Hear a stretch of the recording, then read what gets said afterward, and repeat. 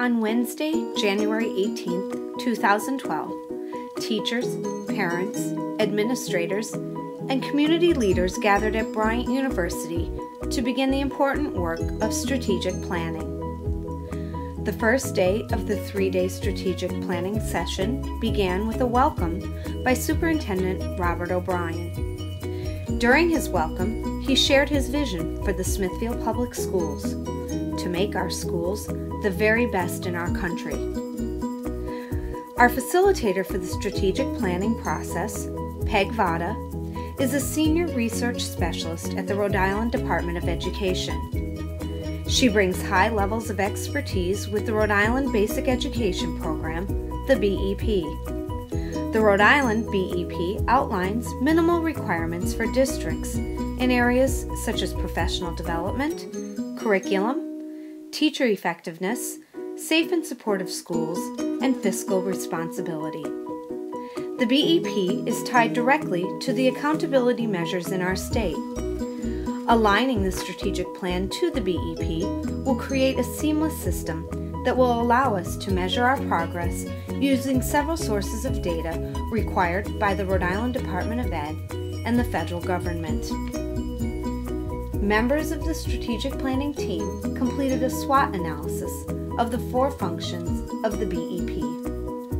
A SWOT analysis allows participants to identify strengths, weaknesses, opportunities, and threats. Some of the areas discussed include professional development, technology, curriculum, fiscal constraints, and the capacity of our leaders and our teachers.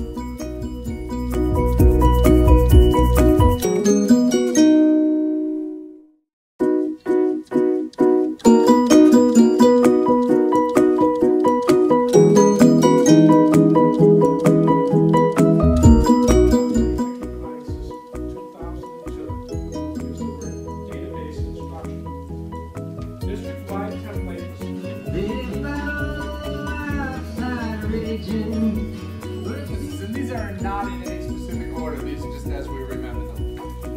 Content under weaknesses, AP courses and applied courses at the high school. Yeah, sure. You have to think differently to maintain what you have. I think that's a great comment for this group for our work the next 3 days. Our 5 areas, K-12 articulation. Having that part of our discussion. I agree with Ed and their group around communication, marketing, PR, how are we getting our message out to the community, infrastructure. On technology, it's totally outside of our realm of what's happening, okay, in technology. Years ago, as Mr. O'Brien has already pointed out, we spent a lot of money wiring schools, etc. At that point in time, all wireless was just kind of a dream. It was out there, might happen. It's happening in somebody's lab somewhere, but not happening in the real world. Of course, today we spend a lot of time planning how to use those resources and where to direct those resources. So we tend to be putting them in areas that really are years out. So they spend 1 year getting their feet wet, but another year doing something, and the last year they're saying goodbye to everybody. We don't have that. But conversely, a threat to that. Articulation, there doesn't seem to be a lot of articulation between the high school, for example, and colleges and industry and so on, as far as what they want. You need to be able to show what's happening, that's working well, the Smithfield Foundation. Personnel strength is the staff are very willing. As Richard mentioned, you don't have a lot of turnover here. Another personnel positive was the relationship that we have with the faculty, the administration, and the school community. We all have the opportunity to take advantage of that opportunity to talk to each other and try to, say what's on our mind and try to work.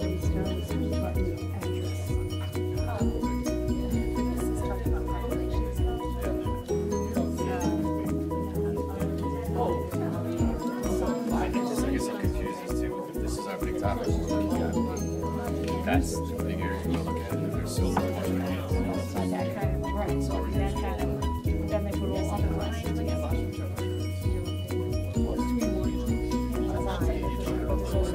This jumps out. And the computer labs are being used. Smartphones away, just when it's part of their, so they'll help it this way.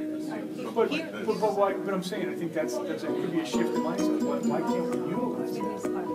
So that's not this is not a good cross-section of any of this data, because you're 67 teachers. The ones who have the grades. Exactly. They're the ones who That's are why the data down this that is- way. this Could is be you what don't they know. So do. you can't really. Right. When you're looking at decision making, it's split between disagree and agree. You brought up the great point. So clearly not a good cross-section. Right, so is that a comment that we make in student note? This data is unreliable. Whatever it is. So you've got, when you're talking about providing accountability. Programs. That would be, I don't know where it fits in, but But it also goes to what you just said with the specialized programs. Gotta be a You could have individual leadership. Of that leadership chunk, right? 81% of it is for school-based. That's a problem. So principals, assistant principals. But it's a percentage. It's a percentage of Students, not days. So, questions? Our makeup of the community, part rural, part suburban, etc., very similar.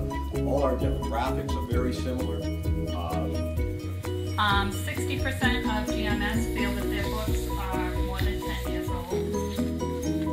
82% of the students in Smithfield say that teachers will explain something until they get it. That's a strength. We have a lot of group homes.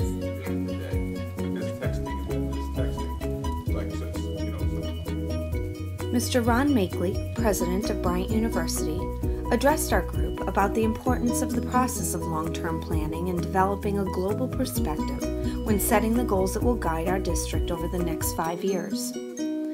A carousel through a data gallery provided participants with important information regarding student performance, school culture, socioeconomics, teacher and student perspectives, and how Smithfield schools compare to other districts in Rhode Island. Collaborative groups then shared their conclusions, lingering questions, and requests for clarification of data points. Over the next 2 days, members of the strategic planning team will continue their important work. Using the BEP as a framework, the SWOT analysis data, and the conclusions from the data gallery analysis, participants will identify broad areas for focus and possible steps we can take to make significant improvements in our district.